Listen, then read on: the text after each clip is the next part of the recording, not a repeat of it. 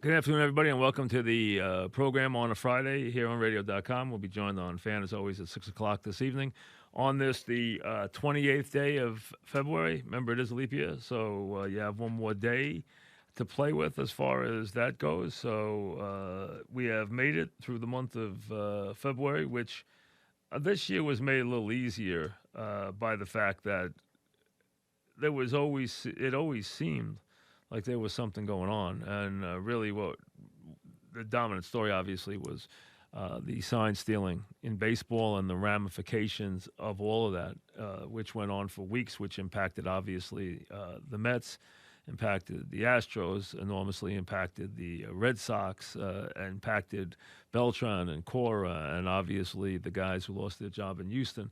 And then you waited to see the reaction when the Astros got to spring training, then the Manfred interview, and everything else that's going on with that. So from that standpoint, it's made it a very, that kind of gave people something to talk about in sports. Although I'm sure everyone's a little tired of that story, but gave some people something to talk about in February. You've had this reoccurring Tom Brady story, which has gone on and continues to really pique people's interest because when you have the player who has been the face of the NFL for two decades, think about moving teams and changing teams this late in his career. It is a big story, and we'll see how that unfolds. Although I, for one, and I've talked to people who were fairly close, that have worked with Tom Brady, who have been around Tom Brady for a lot of the parts of their careers. Um, and while none of them would say it's automatic that he would go back to New England, what I got from the people that have ties to the Patriots or ties to, were with them and know those guys and know Brady very well, their thought process was that it was more likely he went back to New England than he didn't because of the comfort level and some of the things we talked about yesterday. The idea that it will be very hard for Brady to operate outside at this stage of his career.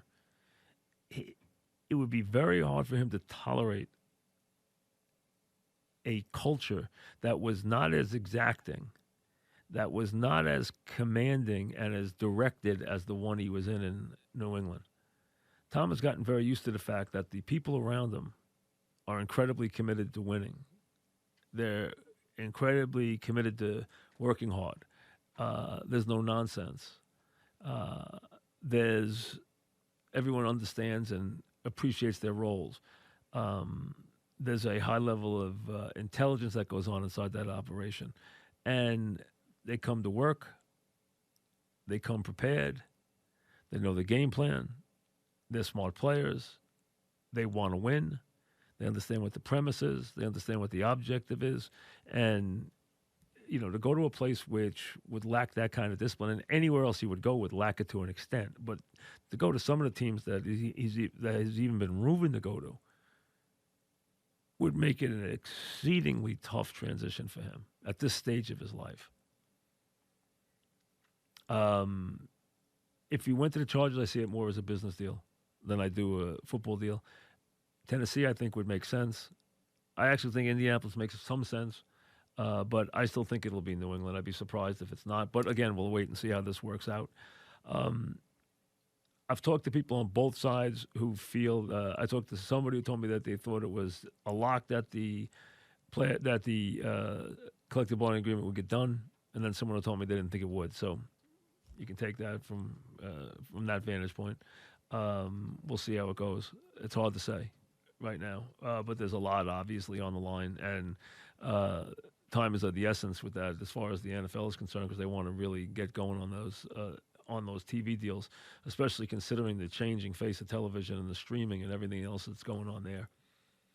The other story is as golf hits Florida this weekend, they're at the Honda at the PGA in Palm Beach.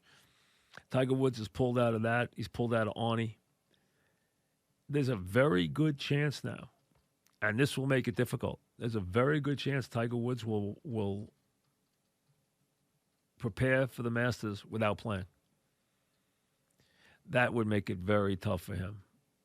you would think he would need to get a tournament or two under his belt in March. But it sounds like he's not playing this week at the Honda. He was supposed to. He's not playing Bay Hill. I don't know what week he's playing. No one knows. No one knows if he'll even play until Augusta. And it's not a lock he'll play in Augusta. He says he's playing Augusta.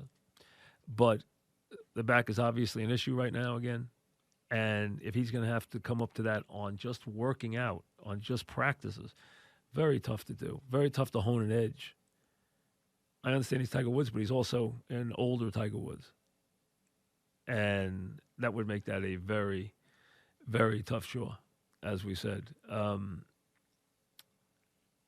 Steele and Woodland and a couple other guys are playing well this week. None of the household names are playing well so far this week. Some of them are in the field at the Honda, but we are now. You can set your sights as you hit March, as you do right now on Sunday. You can set your sights now on Augusta because obviously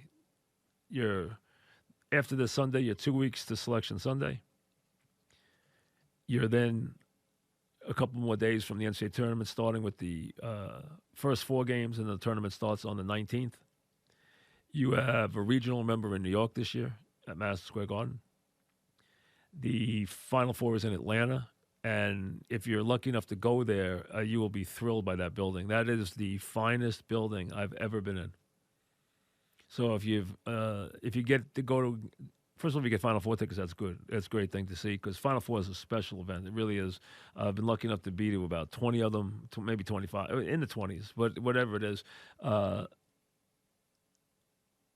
know that they lose a little of their charm in those big buildings, especially if you are sitting far back. It's without any question a very tough thing to watch.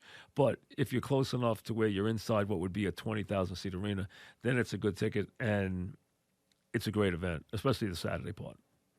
Monday night's a basketball game. Saturday is an event. It really is. But in that building, I was in that Georgia Dome for that. In that new, not Georgia Dome, but the Mercedes-Benz building that they just built for the Falcons. That building we were in it for the Super Bowl last year. The nicest building I've ever been in. Really, it's revolutionary how good it is. It's an incredible building. It really is. And it's even better than Jerry's Place. Now, Jerry's Place is impressive. It really is.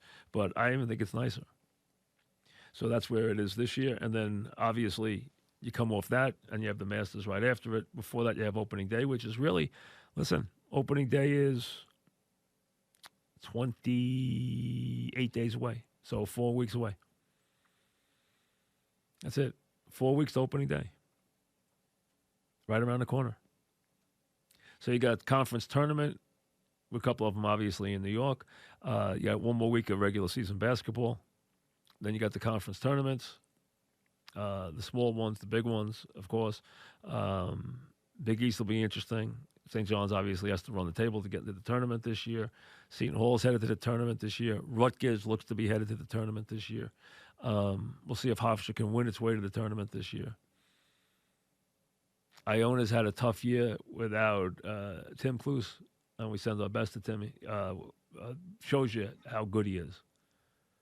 You see the year they had without him. They became a fixture. Year after year after year they were there.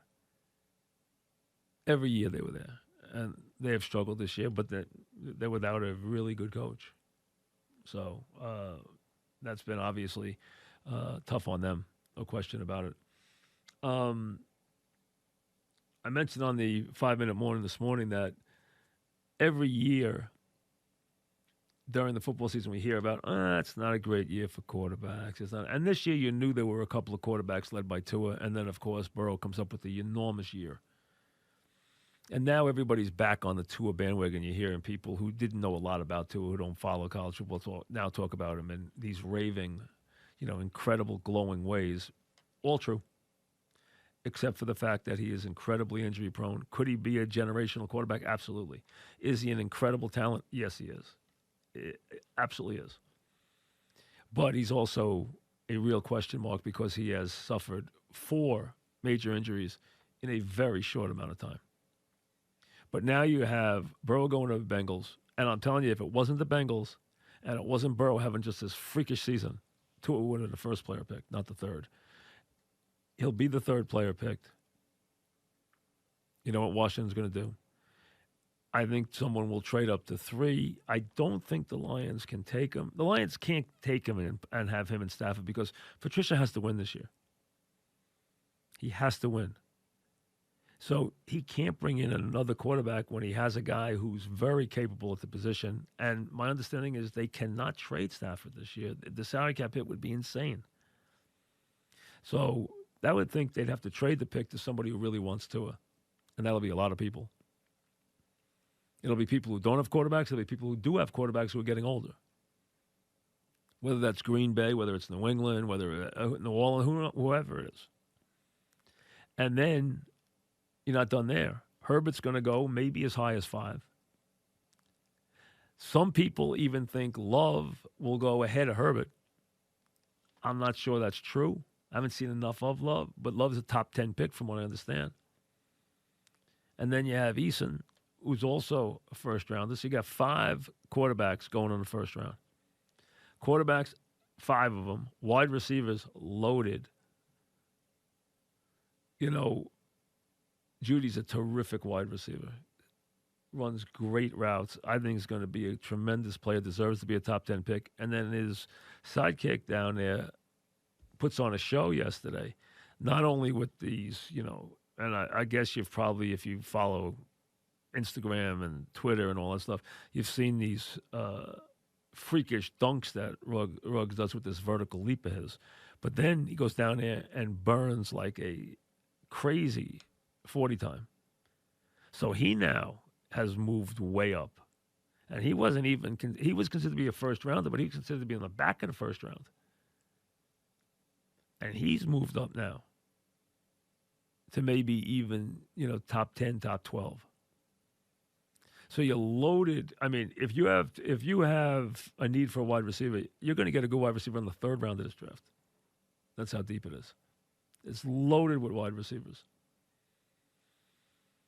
And this stuff about the Giants, I mean, the Giants, I don't know why the nonsense with the Giants about Tua. I don't know what the Giants nonsense about Brady. I mean, that stuff's not happening. I mean, come on. Will the Giants take a offensive lineman on, you know, with that pick? Maybe. Could they wind up trading the pick? Maybe. If Tua goes 3rd and somebody really wants Urban in front of Miami, maybe it could happen. Or maybe they just keep it and rebuild that offensive line. And, you know, now you're hearing about the kid in Louisville, the massive Becton, who's, you know, 368 pounds, but he's a player. But just a massive 6'7", 368. I mean, you're hearing him a lot now. Again, I haven't looked at enough stuff on him or spent a lot of time or talked to enough people who are around this kid to know whether he deserves to be taken that high in the draft or not. But that's a massive human being if he has some ability. What you want out of a guy like that is you want him to be first thing. People talk about feet. Feet's not first. Flexible's first. Then feet. He's got to be able to move. But flexibility. You talk to coaches about offensive linemen, and they'll tell you the most important thing an offensive lineman's got to be is flexible. And this kid is just massive. I mean, you're talking about 6'7", 368 pounds. I mean, that is a massive human being. So we'll see whether that becomes the case or they wind up moving back a couple of slots or what. But this draft's going to be interesting. And I guess you'll be into the theatrics at Vegas. I could care less about that part of it. I've been to the Bellagio. I've been to I know where they're going to have the walkway over the water. I've stayed there enough times to have seen the fountain all lit up and everything. So I mean, if that's what is going to get you so thrilled, okay, I'd be more interested in whether or not somebody gets the right pick. But hey, it's show business, and now Vegas is a part of the NFL, as we know. Vegas, for years, Vegas almost didn't exist. as far as the NFL was concerned. Now Vegas exists in a big way as far as the NFL is concerned, in a very big way. And I'll tell you, the day they decide to have a Super Bowl in Vegas, I would have to go just to see, because I can't imagine when you think about the things that happen to a city, New York aside, when they have a Super Bowl, adding Vegas into the equation would almost make it just must see that week, just to see how crazy things actually would get. Because there's no player in the league who would not go to Vegas, first of all, or maybe a couple, but very few. And things could get a little crazy there in Vegas, that's for sure. They do on a daily basis, but they really could during that time. But I guess the draft will be a good rehearsal for what goes on there. So we'll see how that unfolds as far as that's concerned. Before I take a break, and hey, listen, I've been asked a lot. So I said today, I told Anthony today we'd do it. We have never taken any calls on the radio.com show, and people keep sending me, asking me why, sending me things saying, why don't you take any? And I said, it's not what we want to do a lot of. I've started to throw a couple into the fan show because people have asked me to. But I'm not dead set against it, so we might try it today. I think we will try it today. I think we have enough time today. There's not that many crazy things going on, so I think we could do that. So if you want to get aboard, we'll get a couple. Whatever's on your mind today, I don't care. Whatever we talk about. 516-627-3984. So 1-516-627-3984 is the number. And jump aboard and we'll get a couple in. We'll sprinkle a couple in during the show. 1-516-627-3984 is the number. And periodically, we won't do that often with this. And we got a lot coming up in the weeks to come. We're going to have a lot to do, obviously, with the tournament, with the draft, obviously the Derby stuff and everything else. We had hoped to run our horse in the Gotham, Secret Rules, who finished second in the stake back in February. Mott wanted to run him in the Gotham, and he came up with a little bit of winter cold. Had to miss about a week of training, so that knocked him off to Gotham. And instead, he'll go into Bayshore in April. So instead of going into Gotham next week, he'll go into Bayshore, which is 7 furlongs, on, I think, early April. Might be April 7th, but don't quote me. But it's early April. But that's where we're headed with him, as a matter of fact. And we'll do some Derby previews. I almost was gonna do something this week, but I'll wait a couple more weeks, let a couple more of the preps get in, and then we'll get Brad on and do some Derby stuff. I saw Tis the Law break his maiden. I said on the air the next day, or the next time I was on the air, whenever it was, if it wasn't the next day, it might not have been the next day, that Tis the Law was visibly and visually impressive. I mean, really impressive. We ran against a couple of nice horses. We ran against a couple of nice horses early. We ran against Governor Morris. Secret Rules ran against Governor Morris in his first race and finished third. And Governor Morris was a monster. I mean, he cost $600,000 as a yearling. He's a big, big horse. And impressive. And we've run against a couple of nice horses. But Tis the Law is the best that I've seen this year. I mean, so far. There's some other ones. Mott's got one that's good and modernist. It's wide open as usual, but to me, wide open a little bit behind Tis the Law right now. Tis the Law until I see something different. I haven't seen them all yet. We'll see them all in the next couple of weeks. But we'll see as we head towards the first Saturday in May, and we're going to run Casa Creed, who won the Grade 2 last year. Won a Grade 2 race at Saratoga last summer. The Hall of Fame race. We're going to run him in Keeneland in about 5 weeks in a Grade 1 on the turf, and hopefully this is going to be a big year for him. What you like about Casa Creed is he is as hard knocking a horse. He tries so hard every race. That's what I like about him, man. I like him because he wins too, but man, he tries hard every race. He is a fighter, and he's in there every inch of the way. Really nice horse. Really, really nice horse. So could be a good year for him. And hey, we're lucky enough right now in our partnership. Leo Einstein and I have 7 in training together, including 4 babies, who obviously we haven't unfolded on the world yet this year. And 2 of those,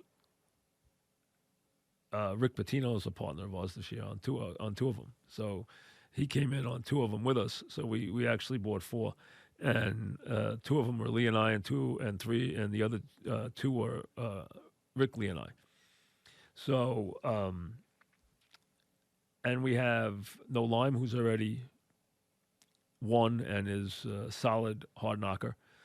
And we have Secret Rules, and we have Casa Creed, and to have 2 horses that are stake horses out of the 3 is pretty nice, and one's already won a Grade 2, so we're doing well with those right now.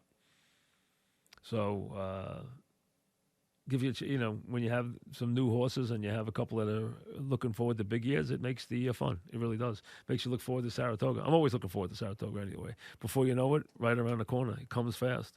You try to get through February. You try not to rush it, but you want February to go away. And you have to say, and I've spent more time up here for a couple of reasons, just family stuff that I couldn't get away, than I wanted to this year. I wanted to spend more time in Florida than I have the last 6 weeks or so. I was there a couple weeks over Christmas, but I haven't had a chance to get back. But have to admit, the weather has not been bad. We can all take this winter. It has been incredibly mild. We have not had, knock on wood, we have not had any snow. We have not had any crazy cold weather. If we've had a cold day, the next day's been warmer. We've had a couple of days that have been really mild. The weather's been pretty good. It really has. So can't really knock the weather, and it's already, be March this weekend. So we could still get hit with a snowstorm. But now if it comes, it's gone in a day. So that's not that big a deal. So we got a lot to get to. We'll hit the fan at 6. We'll squeeze some calls in. As I said, if you want to get aboard, whatever's on your mind, I don't care. Today, talk about anything you want. 516-627-3984. Something new. We'll try a couple calls today on this final February Friday of 2020. So get this. Think about this. And I understand as you get older, everyone talks about how quick the year goes. And if you can think back to when you were a kid in school, and it was Monday, and it was Monday morning, and you're like, oh, Friday's like a year from now. I mean, it's like a year from now. And especially if it's the type that, like dead of winter, or it's not the time of year where you're playing sports or whatever's going on, and you have nothing really to look forward to day to day, and you just, how fast can Friday get here? Now think about it. We're already through 2 months of this year. It seemed like New Year's Eve was like last night. We've already gone through January and February. I've already been to the Super Bowl. Watched the Chiefs win. Took my boys to the Super Bowl. Getting ready for the tournament. Getting ready for an East Regional here in New York. Getting ready for, I'm not going to go to Final Four this year, but getting ready for Augusta. Getting ready for everything else that's coming. Opening day. Baseball's right around the corner. And it's already like that. 2 months. Scary. back after this. How about the Rangers? Man, it was Islanders. Islanders are playing great. Islanders have to get a guy, which they did. But they haven't played that well in the last month or so. That's for sure. And the Rangers have been on fire. Just been playing great. Good for them. And it's amazing when you think about it. People always, and this to me, and I have more of an insight to this than most people in the media do. I can tell you this right now, okay? Because I've had friends who are very close to Dolan. And you always hear, oh, he leaves the hockey alone. He doesn't leave the basketball alone. He treats them both the same from anything I can see completely, and what I've heard. It completely treats them the same. Bottom line is, he's had more success with the hockey team. So the hockey team has never been an embarrassment, has had its moments, and now is rebuilding in front of everybody's eyes and doing a very good job. He's just been luckier with the people he put in. The idea that he wants to run basketball because he thinks he knows basketball is nonsense. I've always told everybody that's nonsense. There are a lot of things you can criticize the guy for, a million things, but that's not one. It's just that he's been unlucky with the basketball. He really has. He's just picked the wrong guys, including you-know-who. But right now, the hockey team's doing great. So good for them. Herman got in a car accident, I guess, but he's okay. He can't pitch for a while anyway, as far as, getting back to any meaningful pitching. But I guess he's okay. And Garcia looked good. And listen, Yanks have high hopes for Garcia. So we'll see. And, hey, with what's going on right now, door could be open. He's 20 years old, And I know people like to compare it to Pedro Martinez because of his size, but listen, got a long way to go to be Pedro Martinez. Long way. There's not many Pedro Martinez. They come around once every 20 years. All right, I promise we get some calls in today, so let's see what's on everybody's mind. Let's go. Paul joins us from Staten Island. What's up, Paul? Hey, Mike. How you doing? Good. What's on your mind? All right, just a couple of quick things. Yeah, absolutely. Take calls on the radio.com. I think it's a great idea, number one. Mm-hmm. Number two, the idea of sprinkling in the political commentary, I think is fantastic. It is an absolute reason to listen. I do have a background in the industry. Just quick, I want to know what your opinion was on, Mayor Bloomberg is dumping $500 million into the campaign. And if you pay attention to the messages and the commercials, how he's changed his message recently. And my comment is, what do you think about him dumping $100 million into television advertising in California alone? I think, listen, the man has, and thanks for the call, Paul, the man has, depending what week it is and what his stocks do in the market, the man has anywhere from $50 to $60 billion. So he could spend any amount of money that you could conceive on this campaign, and it wouldn't hurt him. So I understand people don't like the idea that he's able to do this because raising money is a big part of running a campaign, and it's a worry for every politician. It's an enormous worry. Like right now, Joe Biden is running out of money. There's no question. He's going to win South Carolina, and he's running out of money. And Bloomberg has flooded the Super Tuesday states with ads, and he was there before any other person was even on the air because they couldn't afford to be on the air until it was the right week. So he's been on there by himself, which has gotten him in the polling in those states, and he'll be on the ballot in those states. He won't be on the ballot in South Carolina. It will get him in the teens for sure. Here's the problem with him. I think, for one, Bloomberg would be a very good president. I think he's very smart. I think he knows what he's doing. He obviously is a self-made billionaire. He didn't start with any rich father. He didn't start with any money. This is a guy who lost his job at one point in his career and then built a business that is legendary. The man's a business genius. He's given away more money than most people ever dream about. And that's why but he might be, and I said this before he ever got in, that he wouldn't win for two reasons. One, he's not really a Democrat. He's not really a Republican. He doesn't really have a party. He's a hybrid. And number two, he has no personality. And now I'll put in a third. He's the worst debater I've ever seen. And he's smart, and they can't get him to debate right. He couldn't even deliver a joke that they wrote for him, which he must have rehearsed, I bet you 50 times. He delivered it an hour after the debate started, and it was an opening joke.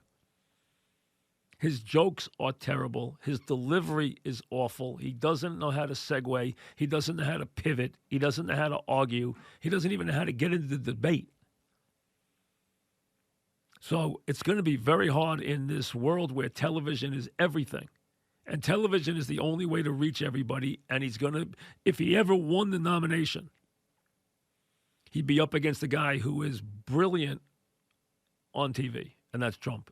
Say what you want about him. Like him, hate him. Guy's great on TV at getting his point across and getting his brand across. He's a great salesman, and he is a very good politician. Trump understands how to sell Trump. He understands how to brand things. He's very smart at that. He's about 50 times, Bloomberg's about 50 times better than Trump at business. Trump's about 50 times better than Bloomberg at this. So let's be honest. We all know the big dark secret. The Democrats don't want Bernie. 70% of them don't want Bernie to be the nominee because they don't think he can win. And he can't win with his policies. He cannot win. He talked about Fidel Castro the other night. He lost the state of Florida. Gone. Trump will kill him with the Fidel Castro stuff. He can't win Florida in 100 years. He will lose 45 states, maybe 49. So they don't want him to win. But how are you going to stop him? Now, he's not going to get a winning number of delegates because he's only really getting about 30% of the people right now. He's picking up extra delegates because of the fact that other people aren't reaching 15%, because there's too many people in the race. So I think there's only two things left. Okay? Let's be honest. Klobuchar is a nice woman. She has no chance. Mayor Pete, who we now know has been basically studying old Obama speeches and basically reciting them, is a good, honest feet politician who's got a future. Whether he'll be a candidate 4 years from now or 8 years from now, he's still a very young man. He's not winning this year. Elizabeth Warren, no chance. So you got Bernie, Bloomie, who's not getting out of the race, and Joe Biden.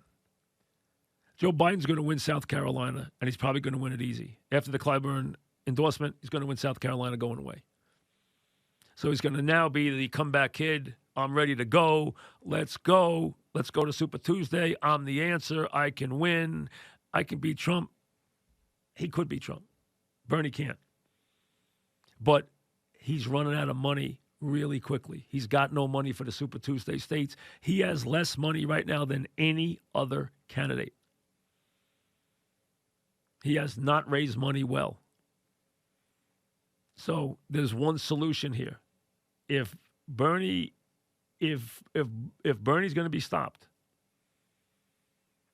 Bloomie would have to bankroll Biden, and I don't know that he will do it. I don't think he will. He would have to bankroll. He said he would bankroll the nominee. He would have to back off, realize that this is not for him. Maybe he could be Biden's vice president, and he could carve out a niche for himself in the government, and that would be enough for him. So maybe it's Biden and Bloomberg together, and Biden agrees to let him have a big part of the government with him, where he'd be very good, and he bankrolls the campaign. But if he's the front man, he's not going to win. And Biden's not getting out, but here's the thing: Biden's running out of cash fast, and he's going to hurt him, and it's going to hurt him. And Bloomberg and Biden are dividing up the same people. So if it's Biden straight up against Bernie, and everybody else got out, it would be a fight to the finish. We'll see what happens. Justin in Hicksville, what's up, Justin? Justin going once, not there. Dan in Hoboken, go ahead, Dan.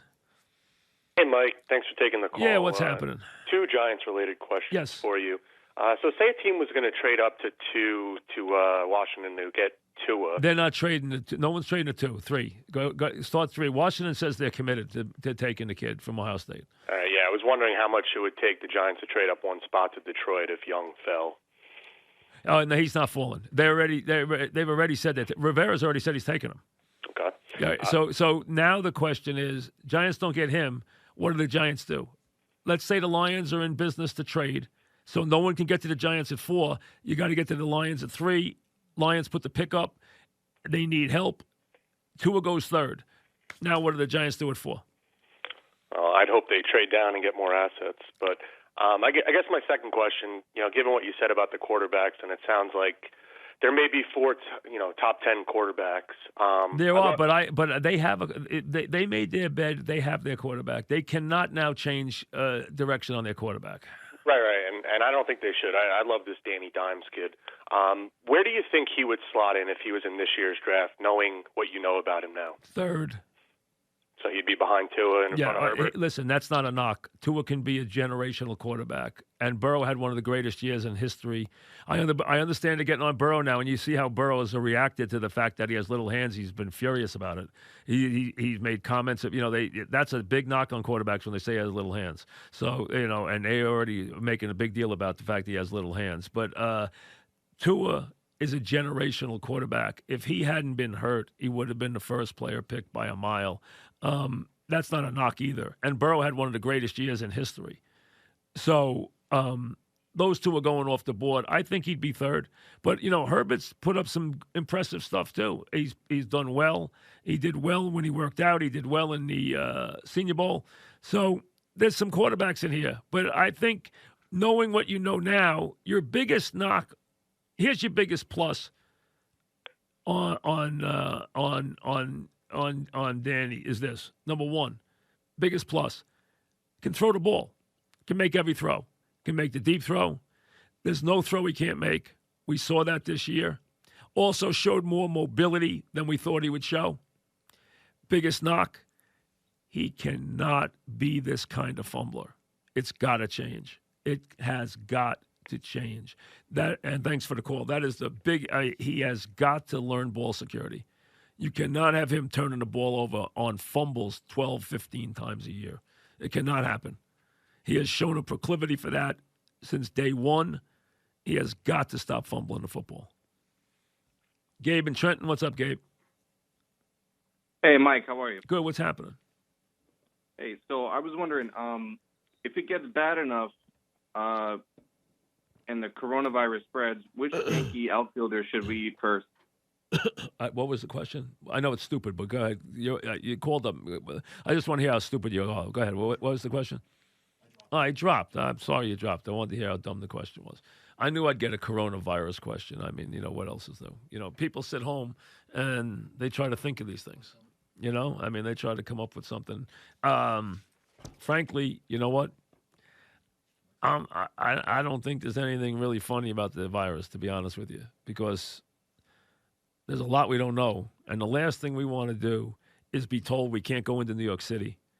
Or the last thing you want is your kids out of school for a month because they got to close the schools. It's done enough to slow down the economy here, okay? And Trump, you've seen him on TV saying this is because Bernie Sanders is leading. That's a nice shot, but it's not true. This is because of the fact that the world's supply lines have been shut down because of what's going on in China. And you've had really a almost dead stop in some places of all manufacturing. And you have 25% decrease in goods being shipped into the port of Los Angeles and the port of New York. I mean, that's going to affect business everywhere in the world. So, I mean, everybody does business in China. The multinational companies like Apple, the big monsters, most of them, not everyone, but most of them do business in China. A lot of them rely on China for products that they need, and a lot of them sell a lot of goods in China. So from that standpoint, it's to me, I just hope it doesn't get any worse. I hope we get lucky, because I don't want to wake up on a Monday morning and hear that you can't take the train into the city, or you can't come into Manhattan today, or Queens is closed, okay, or something ridiculous like that, So none of us need that. Sonny and Malvern, what's up, Sonny? Hey, Mike, how are you? Good, what's up? Good. One political and one football thing, if I may. Yeah. You're right. I think the only way to beat Trump is with Biden and Bloomberg bankrolling him and being his VP. That's the only way. As far as the football thing, Tua, Mike, I disagree with you, Tua. Even Dr. O'Brien came on your radio show several times and said what a high risk he would be. I mean, 4 major injuries, 4 major surgeries, how susceptible he is for another injury. And the NFL is a lot rougher than college. So I would not take a chance, my franchise on Tua. I'm sorry. Yeah, Sonny, fair point. Very fair point, except the teams will line up to take him at 3. You will see major action where teams will be trading in, and somebody will trade in, and he will be off the board before the 5th pick in the draft. The Giants aren't going to take him. We know that. And the Giants, when the smokescreen the other day about they could take a quarterback, come on, the Giants aren't taking a quarterback. We all know that. Just like Tom Brady's coming to the Giants. Give me a break, all right? The Giants have a quarterback. Now they got to prove that they can somehow rebuild a team, and they should be able to with a bunch of money and the fact that they keep drafting in the top 5. They should be able to get some players, okay? Now, it's time to rebuild this team. Enough losing. But they have a quarterback that can play. He proved he can play. He's got to stop fumbling. And I'm not trying to tell you he's Tom Brady, or I'm not trying to tell you he might be Tua. But you make a fair point about Tua, you're going to roll the dice. Somebody's going to roll the dice at the top of the draft, Sonny, because the guy can be a Hall of Fame quarterback if he's healthy. And, Mike, one thing about Brady, if I may. Listen, I think people are crazy, and it's just so much speculation. Brady is considered Kraft's son. He won 6 Super Bowls for them. They have a ton of money. There is no reason for Tom Brady to go anywhere else for the last 2 years. Do not think Belichick has a big hand in this. And if he wants to break the bank and dictate terms about who is going to be on the team in terms of skill people, it could reach an impasse. You're right about that. Kraft, I don't know anything about what Bill Belichick's thinking. Bill Belichick and I have no relationship, so I don't ever try to tell anybody what he's thinking. But I do know this. I know Kraft very well. Kraft thinks of Tom Brady as a son. You're 100% right. He will never want him to leave. It will crush him if he leaves. But that's why I've said all along, I think it's 60-40 minimum that he stays in New England. I have to see him leave. Also, do not think that he isn't fearful of the fact Tom Brady is a perfectionist. He likes the fact when he goes to practice, everything is serious. Everything is outlined. Everything is work. Everybody knows what they're supposed to do. Everything is done the way top organizations do it. He doesn't know he's going to get that with another organization, and he's not going to get it to the same level. He goes to the Raiders. You think it's going to look like the Pats? It's not. So, and Mike, answer me this: all these people that think Brady's going to leave, who's the quarterback for the Patriots next year? Then? Oh, I mean, it could. I don't think it would be Stidham. I doubt it, but he could. That's just it. There's no answer. Well, he could sign it, but he could sign a quarterback in a second. I mean, he could find a quarterback. That's not the problem. The question is, are they ready to part? Is Tom ready to say, if you don't give me all this money, if you don't give me $30 million? And give me some promises about who my skill position people are, I'm not coming back. Now, Mike, it doesn't make any sense. He's never asked for that much money in the past. Why now? No. He has said now that he wants to get paid. He did say that though, Sonny. He has stated that he's taken a discount in the past. He's not taking one anymore. The salary cap's over $200 million this year. He wants to get paid. He's getting paid. So that's over with. He's getting paid. Now, there's some people who think that the relationship isn't as good as it used to be. They've had some problems with the trainer. They've had some problems with some issues in the last couple of years. Maybe they aren't in the same place, he and Belichick, they used to be. Is it possible? Yes. Could he leave? Yes. I still think odds are he stays. Mike, Belichick still wants to win. His best opportunity is with Brady under center. You know that. I don't disagree with that, but I'm thanks for the call. I'm not going to tell you that it's impossible that he leaves. I don't think it's impossible. I still think odds are he stays. And I think the reason why is you mentioned one is Kraft. Two is that Tom knows that he will never duplicate that culture anywhere else. And you heard Montana say, if I can give Brady any advice, don't leave. You're going to find that it's just not the same. And then three is the money and the skill people. You know, he was very unhappy last year that they didn't, but they did, obviously, they made a big mistake. They brought in Brown. And he lasted a week. I mean, that was the problem. He lasted 1 week. And remember, they didn't do a good job last year. They drafted people who didn't work out. They were not prepared for Gronkowski leaving. I think they never thought he was really going to leave. They didn't prepare for Gronkowski. They drafted badly at wide receiver. And they made the mistake with Brown. So they didn't have a good year. They're allowed. I mean, they're human. They just didn't have a good year with that. Bob and Monticello, what's up, Bob? Hey, Mike. Thanks for taking the call. Yeah, what's up? You know, I was going to ask about the NBA, but just thinking about what you said about Biden, I'm anti-Bernie. I'm personally anti-Trump. I'd love Biden to get in there and stabilize things. But I actually think he's out of money, though. He's out of money. He has less than going into Super Tuesday. He supposedly has less than $6 million. I mean, he's broke. I know. So the one thing it seems to me it's got to happen in the Hail Mary is you said Bloomy's got to get behind. He's got to bankroll. But I don't think he wants to be VP. Put Mayor Pete as VP. Hedge on the age. Let Bloomy be the head of the economy. Bloomy doesn't want to travel the world. Well, listen, Bloomy's only the VP if he wants to be the VP. He doesn't have to be the VP. It's only if he wants to be. But he's got to bank. You see, everyone has said all along.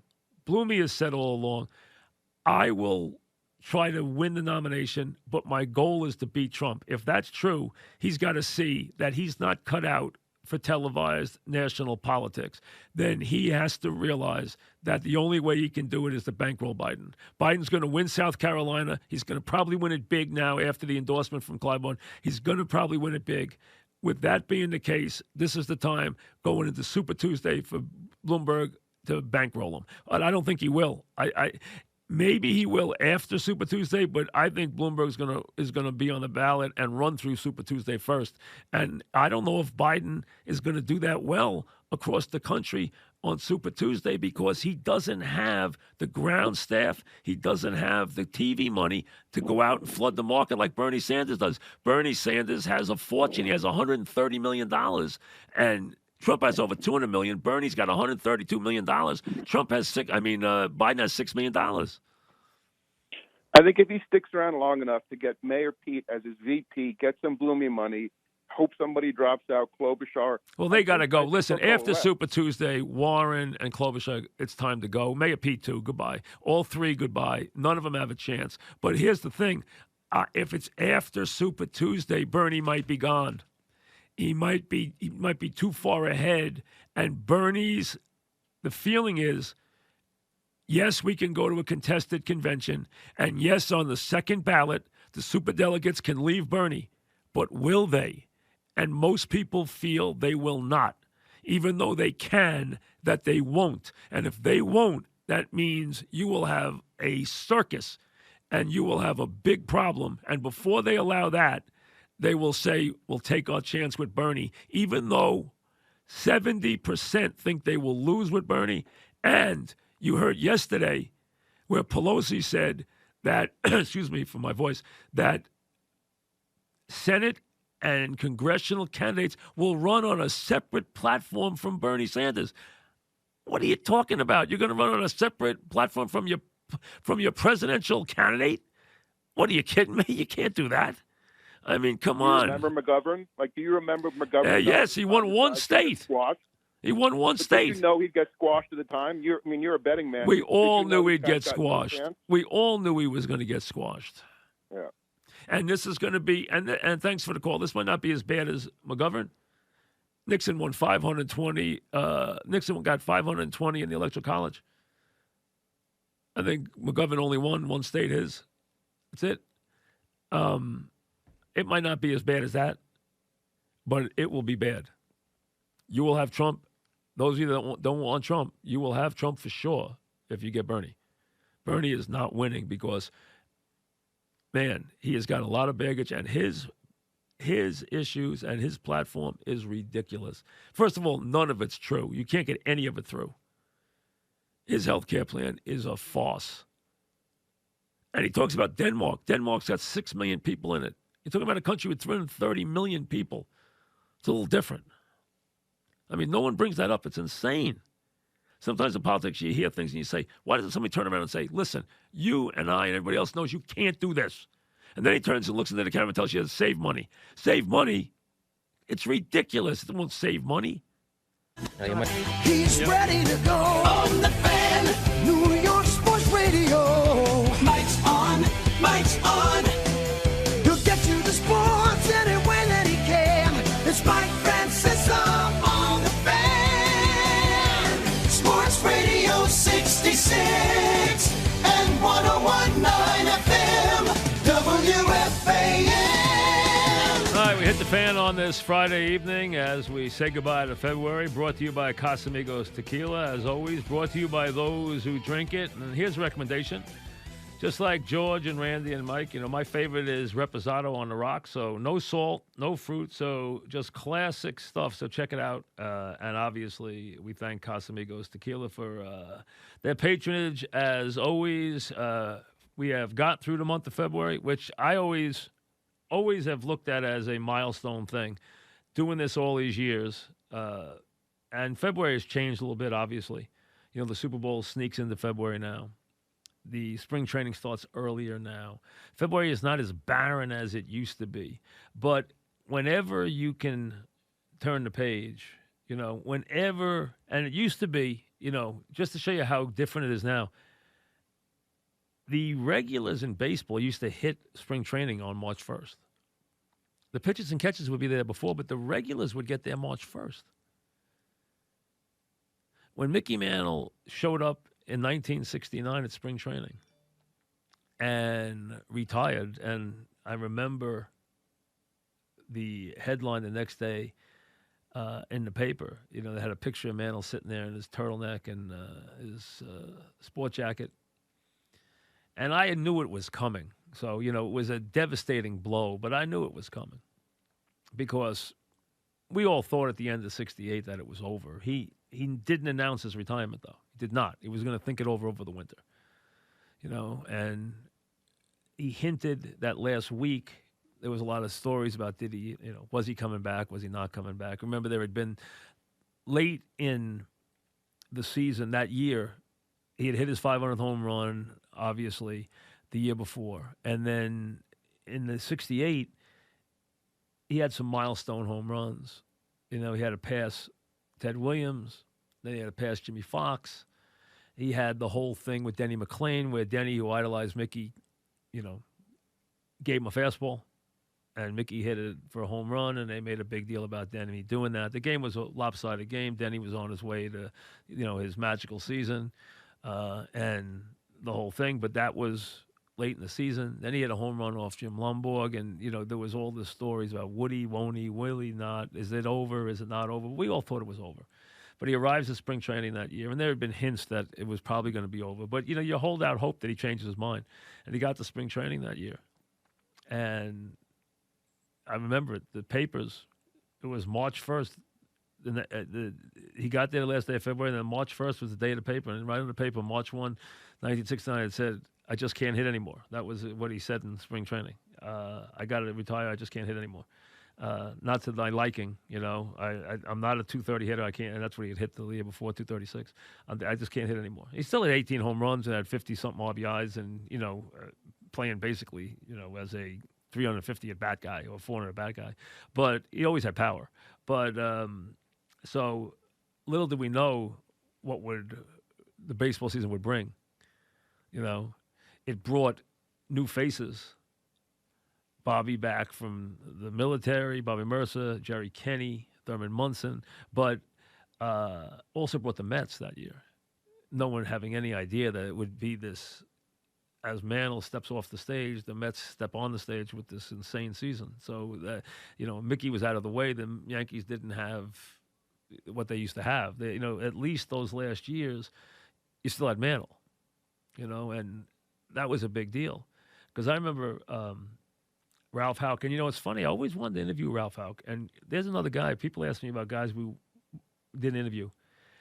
Ralph Houck in retirement would never do an interview with us. He just didn't want to do it. And we asked him a bunch of times to do an interview with us, and he just was nothing personal, just don't want to do it. And always wanted to talk to him because Mantle loved Houck. And as his manager, loved him. And if you know Houck's story and the whole thing, well, Houck used to talk about how he'd get calls on the road in 67 and 68. And late in his career, the years he managed Mantle, especially when he came back, at the end, and he was, late in 68, because, they went through some years where Houck won a couple of championships and stepped upstairs as a general manager, then came back down and managed again. And how they would, be on the road and people would call up and say, I hate to bother you, but is Mickey Mantle going to play? Because I'm going to drive 500 miles to bring my son if he's going to play. And they said they get these calls the whole season, wherever they were. Just that someone wanted this. Hey, listen, I live, 600 miles from the ballpark, but I'm coming if he's playing. And he wasn't playing every single day anymore, obviously. And you never knew when he was going to be under the weather or just pinch hit or whatever. You didn't have a DH in those days. So, it was kind of different. But that's the kind of drawer he was, the kind of magnetism he still had. He was still Mantle. He's still bigger than life. I used to go to the ballpark, and I wouldn't leave until he had it last at bat. Okay? And I went to the ballpark with a group once, and we were at a Cleveland Indians doubleheader. And he stayed the second game in the doubleheader, and I put up a fuss that I didn't want to leave until he had his last at bat. And the game was a blowout, and Sam McDowell was pitching, and we waited around for him to at bat again. And Sam McDowell struck him out on 3 pitches. And I heard grief all the way home about, you made us wait for 3 hours to watch that, an extra hour to watch that. And I'm like, hey, if I was going to get a chance to see him in person, I was waiting. I wasn't leaving if he was still in the game. And let me tell you, in those days, his last at bat, if they were losing, the whole stadium would clear out. Because he was what they came to see. The Yankees were not the Yankees anymore. They had deteriorated from 64 to 65, going to sixth place, to fifth place, to 66, going to last place, to 67, they're still not any good in the year of the Red Sox. And then 68, they're still a mediocre team, and this is his last year. So he retires on that day, but think about it. That day shows you how different it is. Now these guys are in camp in early February. You already had games start this year in spring training.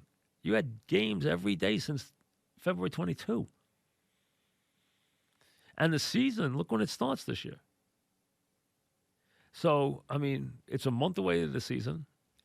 Everything's starting earlier. It's almost like the powers that be in sports have tried to do anything they can to condense or somehow put some life into February, because February is a month where there's just not a whole lot going on. And now you turn that page. You're a week away from the conference tournaments in basketball. You are 2 weeks away from Selection Sunday. You're 17 days away from the start of the NCAA tournament. Opening day is going to happen. You're going to have the opening day in New York and East Regional Final at the Garden on that last week of March here in New York. So that's a big week. And then you have the Final Four. You have baseball underway. You have the Masters and you have playoffs in basketball and hockey and the Kentucky Derby. So we are through the abyss, and now obviously things are picking up in a very big way. And as I mentioned, how about the Rangers, man? I'll tell you something. I haven't watched them much. I admit it. I haven't watched them, but I paid attention. You know, I haven't even seen them play this year. I saw the Islanders play right before Christmas.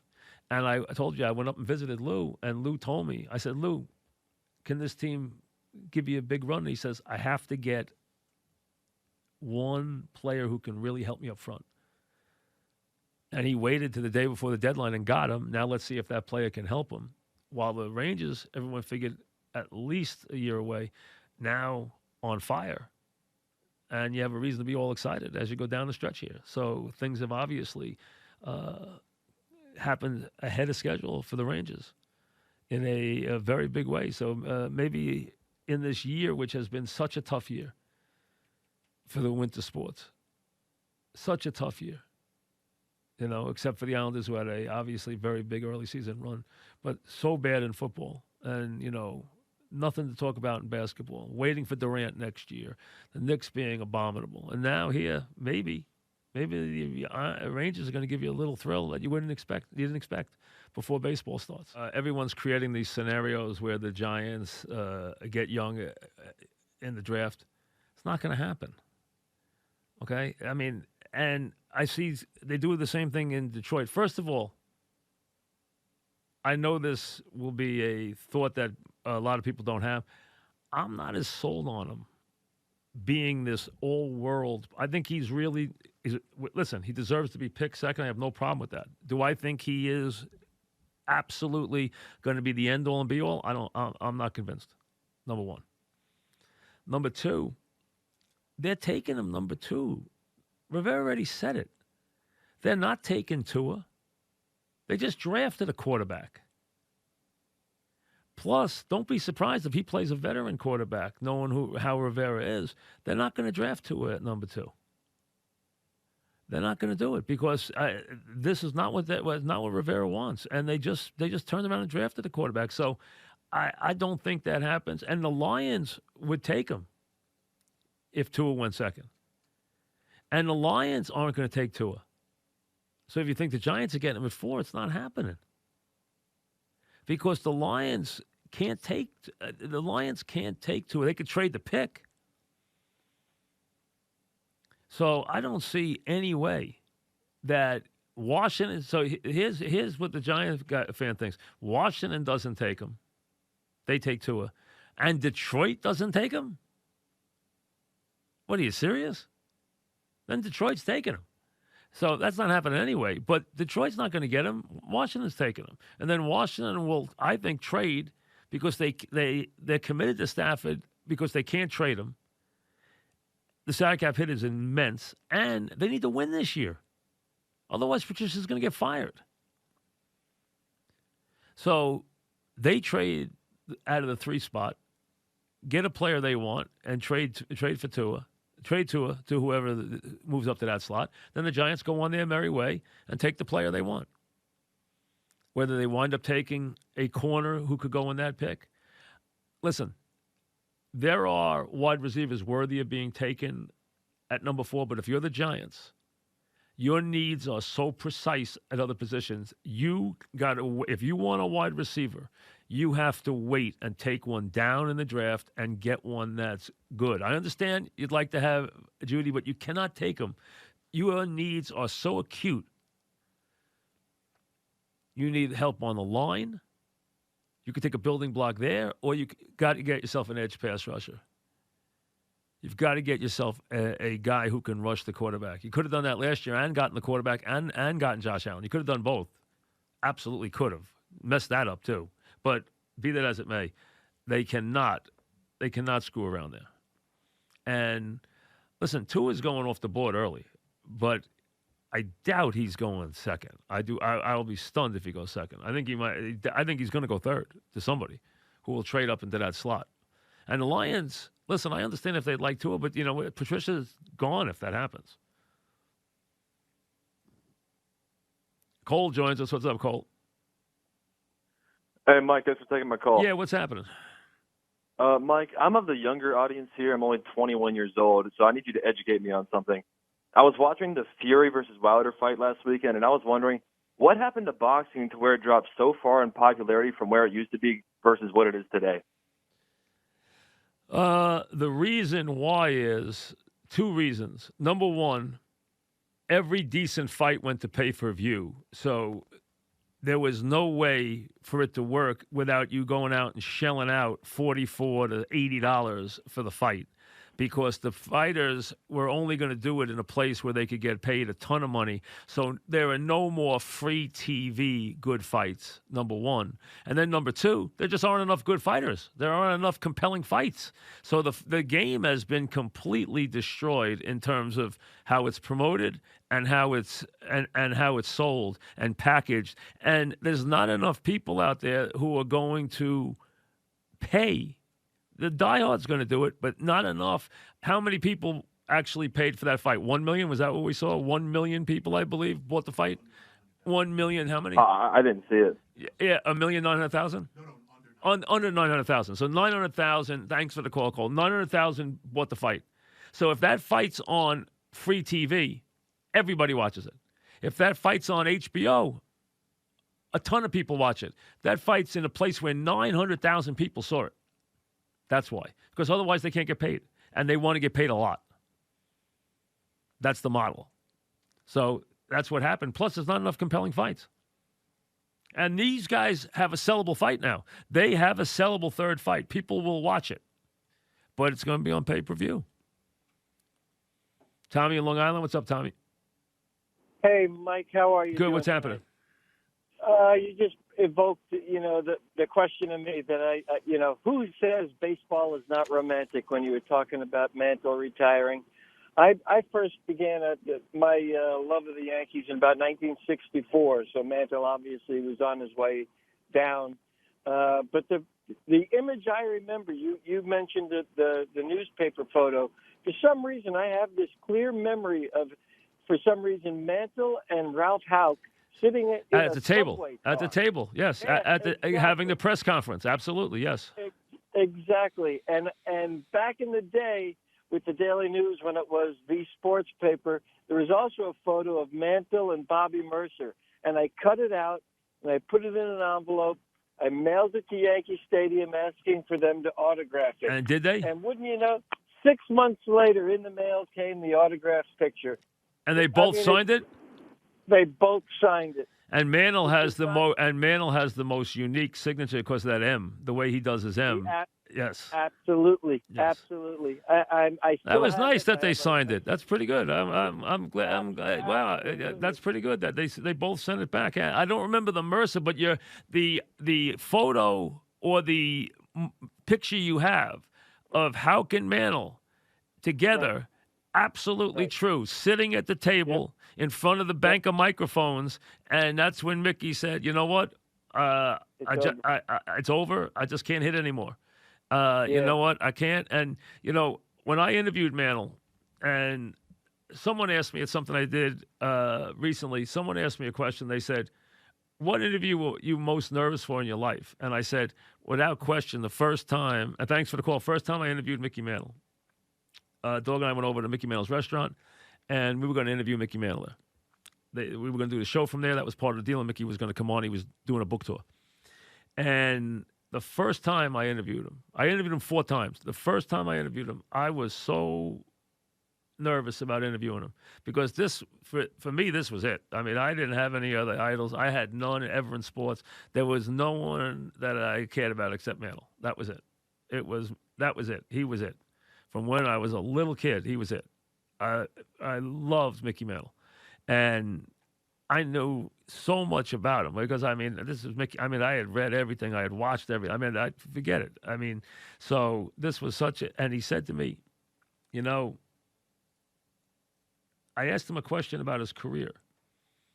And I said, the storied career with so many things, so many miles. And I said, is there anything that you regret? And he said, I really regret, and it bothers the hell out of me that I hit 298 for my life. I'm a 300 hitter. I was a 300 hitter my whole life. And I hung around for the money for 4 years, which he did.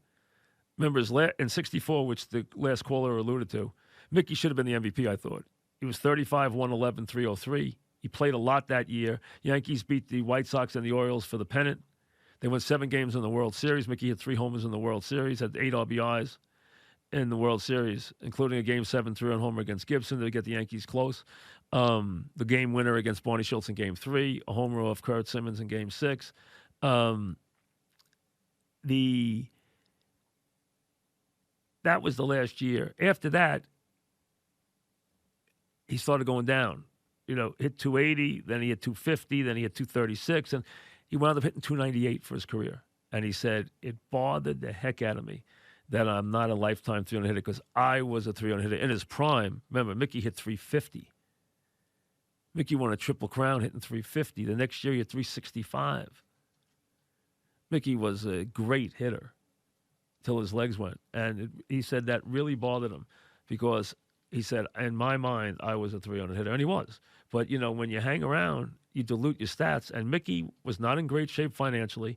The Yankees needed him, so they paid him $100,000 at the time, an exorbitant amount of money, to hang around those 4 years as a drawing card. Now, he wouldn't have hit 500 home runs if he had left after 64. That's the only thing he wouldn't have done. Otherwise, if you take those 4 years out of his career, his career is so brilliant.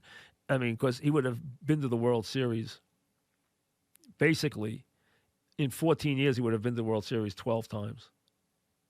The last 4 years, he stayed around to play 18 years. He never went back to the World Series. So in his first 12 years in the majors, Mickey went to the first 14 years in the majors, Mickey went to the World Series 12 times. 12 times in 14 years. Think about that. Through 64, Mickey had never played on a losing team, I don't think. I don't think the 59 team, I believe, had a winning record. I'd have to go look it up. I think it did. That was the only team that might have. They didn't win it that year. The White Sox did. I'd have to look to what their record was that year. I think they had a winning record, though. I'd have to look to make sure. Because before my time, but I'm pretty sure they had a winning record. But that was the only year he could have even possibly played on a losing team. I don't even. What were they? 79 and 59. In 59? 79 and 75. Okay, so it was close. Okay, and through 64, that was it. The only team. And 12 pennants in 14 years. Unbelievable when you think about it. All right, we will see you. Have a good weekend on this leap year weekend. We will see you in the month of March. Casamigos Tequila, as always, brings you the program, brought to you by those who drink it. Have a very nice weekend. We'll see you Monday.